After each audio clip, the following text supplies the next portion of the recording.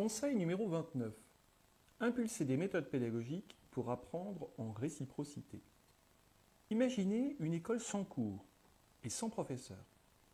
Apprendre en réciprocité, c'est entrer dans un monde où le savoir de chacun est reconnu. C'est s'appuyer sur l'idée admise mais difficile à rendre opérationnelle qu'il y a plus d'intelligence dans plusieurs têtes que dans une seule. Le formateur peut impulser des méthodes pédagogiques pour faire de ce slogan une réalité. 6 modalités sont mobilisables. La première est la co-formation. Chacun enseigne et apprend des autres dans le cadre d'un groupe de travail impliqué dans une action quotidienne, dans un groupe d'échange des bonnes pratiques, dans un cercle de résolution de problèmes ou encore en s'appuyant sur des démarches collectives d'amélioration continue de la qualité. La deuxième modalité consiste à initier un processus de coprofessionnalisation qui se définit comme la transformation conjointe des pratiques professionnelles, des compétences et des identités des collaborateurs.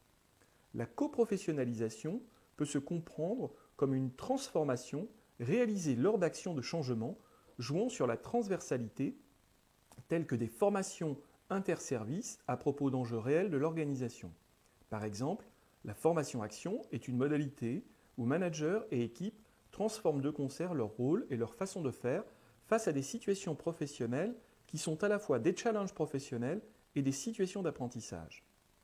Une troisième modalité consiste pour le formateur à créer et animer un réseau sous la forme d'un échange réciproque des savoirs ou d'un knowledge café. Une quatrième modalité s'appuie sur la dynamique d'équipe apprenante. Meredith Belbin nous a offert une vision précieuse du groupe qui serait selon lui composé de différents rôles.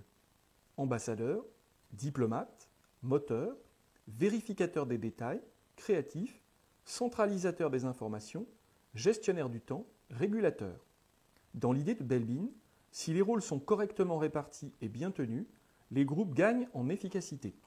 Constituer des équipes apprenantes, c'est d'une part organiser finement les groupes dans leur dynamique interne en spécifiant les rôles et en dotant les équipes de règles de fonctionnement, d'autre part, ne pas se contenter de laisser faire le hasard.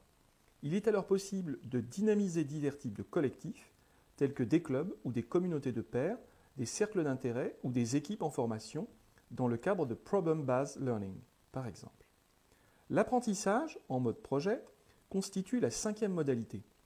À partir de projets de service ou de projets stratégiques, il s'agit pour le formateur de créer des alternances de phases entre des périodes d'action, des périodes de réflexion sur l'action, des périodes de formalisation et des périodes de valorisation.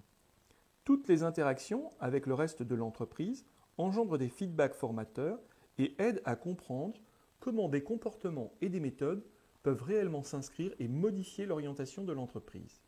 Enfin, dans la sixième modalité, le formateur peut participer à la construction d'universités d'entreprise et créer des modalités d'échange interfonctions, mélanger des publics qui ne se croisent guère, développer le rôle de formateur des managers.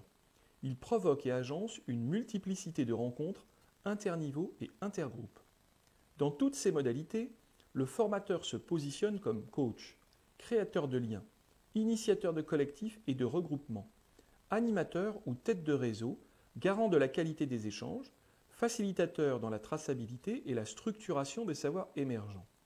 Il doit accorder de l'attention aux groupes et aux ensembles qu'il constitue et élargir son champ de vision pour passer de l'évolution de l'individu à l'évolution des individus au sein des groupes. Apprendre ensemble renforce le sentiment d'appartenance qui contribue à l'envie d'influencer son environnement et d'en savoir plus. Des méthodes d'apprentissage en réciprocité aux organisations apprenantes, il n'y a qu'un pas.